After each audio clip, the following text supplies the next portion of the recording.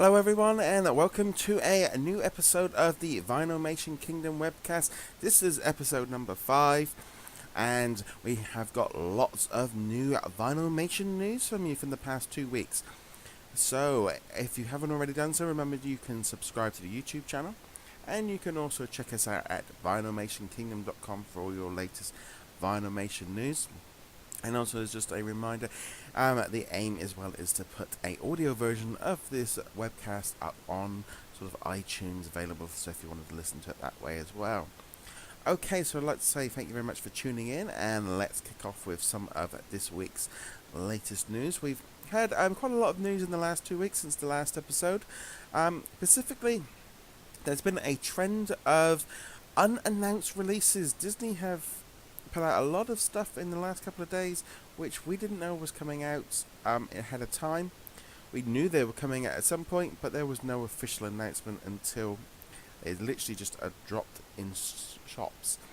So what we've seen so far is we saw Detour Series 2 was released on Friday the 17th, and we also saw the Kermit the Frog Eachez released at Downtown Disney in Disneyland as a surprise release. Everyone's been sort of holding out to see when these are going to be coming out, and there's still a couple more to go. I think we still have Stitch, which probably could easily go to Walt Disney World at some point, but it could be a surprise. Who knows when it's going to go? So I said, Disney have been sort of releasing these unofficial they haven't really been giving us any information. They gave us sort of previews back at the Imagination Gala back in September, but as of yet, on the official website, we have got no official dates being given to us, which is a shame, and I'm sure it will change soon, because the next 6 weeks is going to be very, very busy for Vinylmation.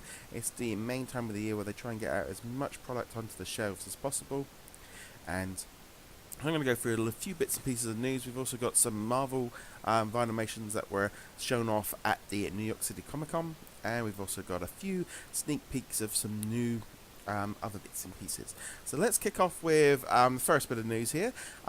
This week we found out, or last week we had the 2015 calendar which was released. It features Mickey Mouse, and it's about $22, and it's available now on DisneyStore.com. It's also available at the parks at Walt Disney World and Disneyland, and each month you have a different Mickey, and some of these are actually going to be turned into Eachez. We have the sort of St. Patrick's Day, and we also have the Valentine's Day figures. They're going to be turned into Eachez, and these are going to kind of slide into the holiday releases that we've seen in the past. Not everything is going to be released from this calendar. Some of them are we've seen before, such as the Jedi Mickey that they're using for May, but it should be quite an interesting, and it's quite a cool calendar, though I think at the price of it, it's a little bit expensive, and it's hard to know the size of it until you're actually looking at it. So the calendar was released last week, and you can pick that up on DisneyStore.com.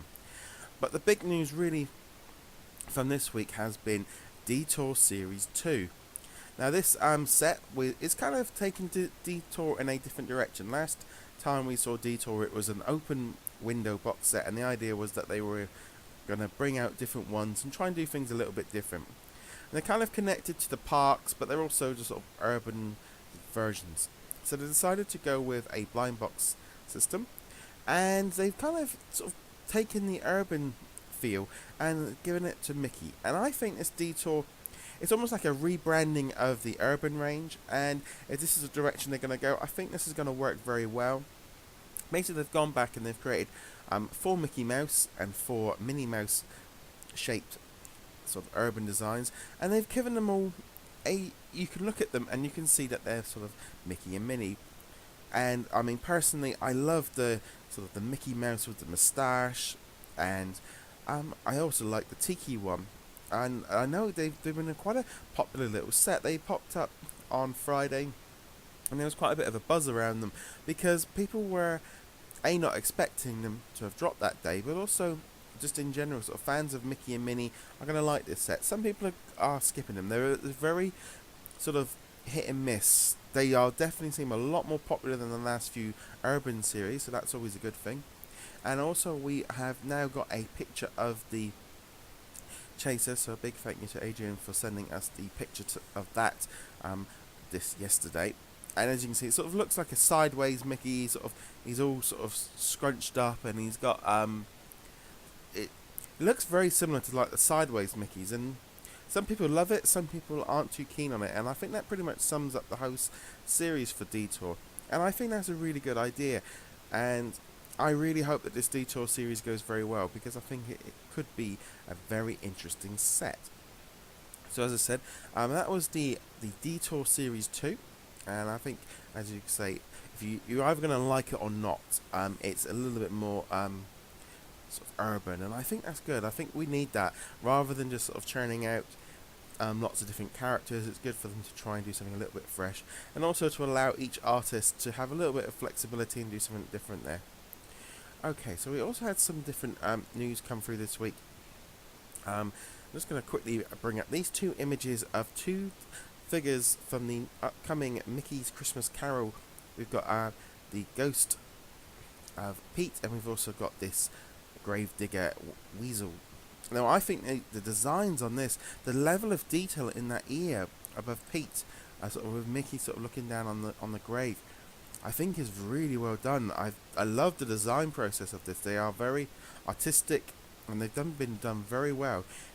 The Mickey's Christmas Carol box set is due to be released in the UK on Monday, so I'm guessing it's going to be next week as well in the US, because us Brits don't tend to get too much in advance, so I think that's probably what we're going to see. Because it's a Disney Store release, again, it's probably just likely just to drop online and start randomly popping up in shops.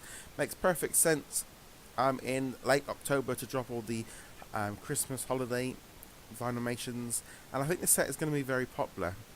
Again, as a 12-piece set, it's interesting to see that they've gone down this route.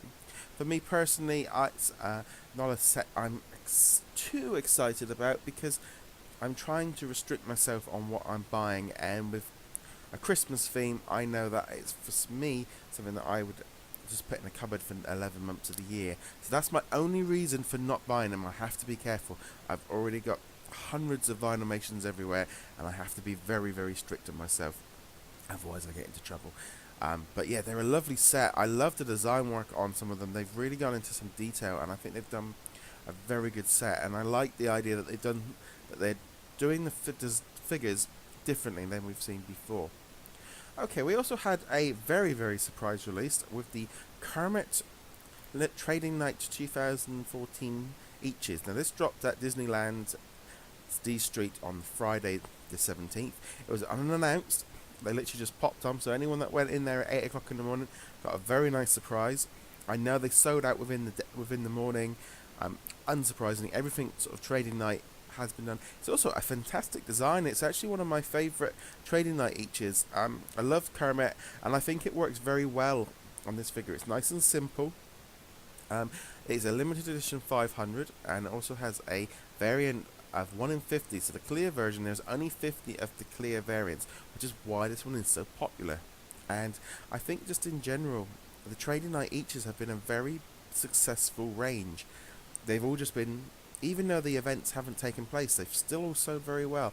And I think I actually wrote a column about this earlier this week on VinylmationKingdom.com about doing these kind of limited release Eachez, and I think it would be a great idea. They're just selling very well Eachez when they're that low quantity. People go nuts over them, and with the variants, people are buying lots, and I just think they should just keep doing it. I was surprised with the unannounced release, but with these, they probably didn't want all the lines, and they didn't want people getting there like they have with the previous ones. Just literally pop out on the shop and let it go, because they ain't gonna last very long. But no, that Kermit looks very, very good. There's been a few of that Trading Night Eachez that I think have been really good, and I really hope they continue that trend going forward. Right, and finally, we're going to go off the other big sort of news from the past 2 weeks have been the New York City Comic Con. Thomas Scott was at the event, and he had about a 10-15 minute sort of plug on the sort of YouTube channel where they were showing off Vinylmations connected to Marvel. And so Thomas Scott was sort of openly sort of plugging the Spider-Man set, but he also brought along a few figures that we'd previously seen at the Imagination Gala, such as this Peter Parker Eachez. As you can see here, you've got the standard Peter Parker is the variant version, and the one with the Spider-Man face is the common. This is going to be out later at the beginning of next year. They are quite limited. I think they're about limited 2,500, so they're quite big numbers. But with Marvel fans, I can see why they have gone with that option.